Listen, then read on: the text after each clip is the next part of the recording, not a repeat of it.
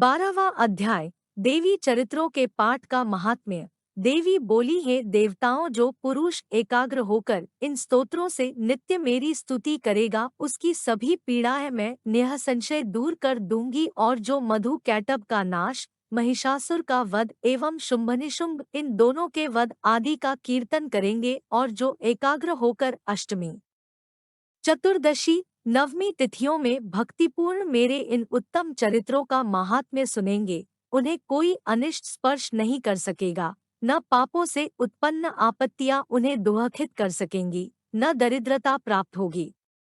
लुटेरे तथा राजा से भी कोई भय नहीं आएगा, और न शास्त्रों से, न अग्नि से, न जल से भय कभी भी न होगा। इसलिए मेरा महात्म्य एकाग्रचित होकर पढ़ना चाहिए एवं भक्ति पूर्वक सदा सुनना चाहिए।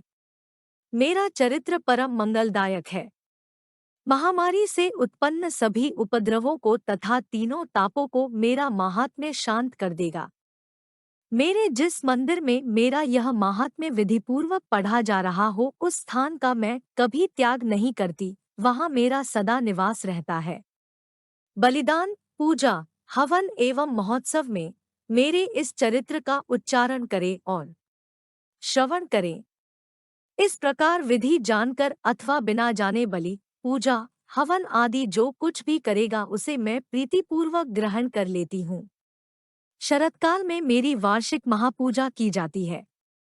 उस अवसर पर जो मेरे महात्म्य को भक्ति के साथ सुनेगा, वह सभी विपत्तियों से छूट जाएगा और वह धनधान्य पुत्रादि से संयुक्त हो जाएगा। मेरी उस पर कृपा होगी, इसमें कोई संशय नहीं। मेरे इस महात्म्य को, मेरी उत्पत्ति की पवित्र कथाओं को एवं युद्ध में मेरे पराक्रम को जो मनुष्य सुनेगा वह सर्वथा निर्भय हो जाएगा। मेरे महात्म्य सुनने वाले मनुष्यों के शत्रु नष्ट हो जाते हैं, उन्हें कल्याण प्राप्त होता है और कुल आनंदित रहता है। सभी शांति कर्मों में, बुरे स्वप्न देखने पर, ग्रहों की दारुण पीड़ा होने पर मेरा महात्म्य श्रवण करें। उसके सभी उपद्रव शांत हो जाएंगे, ग्रहों की दारुण पीड़ाएं निवृत्त हो जाएगी। मनुष्य का देखा हुआ बुरा स्वप्न सुख स्वप्न हो जाएगा। बालग्रहों द्वारा पीड़ित बालकों के लिए यह महात्म्य शांतिदायक है। मनुष्यों में फूट हो जाने पर यह महात्म्य मित्रता कराने में परम उत्तम है। सभी दुराचारियों के बल का भली भांति नाश कर देता है। पढ़ने से ही राक्षस, भूत, पिशाच आदि का नाश हो जाता है, और मेरा यह सारा महात्म्य मेरी सन्निधि प्राप्त करा देता है। पुष्प, अर्घ्य, दीप, धूप, गंध तथा उत्तम दीपों द्वारा मेरे पूजन से, ब्राह्मणों को भोजन कराने से, होम से, प्रतिदिन के अभिषेक से और भी अनेक प्रकार के भोगों पदार्थों के अर्पण से, वर्ष भर जो मेरे अर्पण करके आराधना करते हैं, इससे जो मुझे प्रसन्नता होती है, वही प्रसन्नता मेरे इस महात्म्य के एक बार सुनने से हो जाती है। इसे सुनते ही सब पाप नष्ट हो जाते हैं और आरोग्य प्राप्त हो जाता है। मेरी उत्पत्तियों का कीर्तन तो सभी भूतों से रक्षा करता है। युद्ध में वर्णित मेरा जो चरित्र दुष्ट दैत्यों के संहार करने वाला है, उसके सुनने से मनुष्य को शत्रुओं से किसी प्रकार का भय नहीं रहता। हे देवताओं, तुमने और ब्रह्म ऋषियों, ब्रह्मा जी ने जो मेरी स्तुतियां की है, वे सभी कल्याणमयी बुद्धि देती है।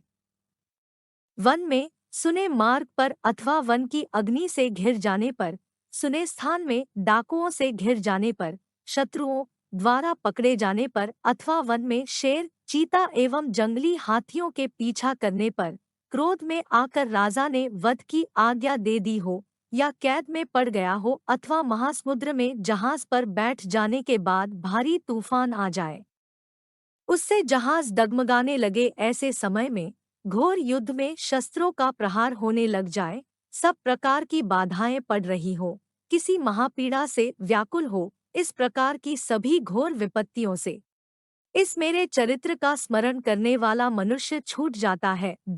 मेरे प्रभाव से शेर आदि हिंसक पशु, डाकू तथा शत्रु मेरे चरित्र के स्मरण करने वाले मनुष्य से सभी दूर भाग जाते हैं। ऋषि बोले, इतना कहकर भयंकर पराक्रम वाली भगवती चंडिका सभी देवताओं के देखते देखते वहां पर अंतर्ध्यान हो गई। सभी देवताओं ने निर्भय होकर पहले के समान अपने अपने अधिकार प्राप्त किए तथा अपने अपने यज्ञ भागों को प्राप्त किया।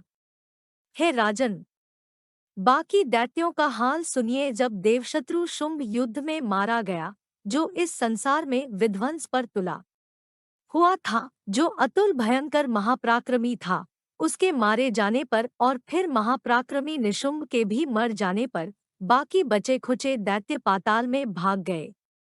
हे राजन, इस प्रकार भगवती जगदम्बिका नित्य स्वरूपा देवी पुनः पुनः प्रकट होकर संसार की रक्षा किया करती है।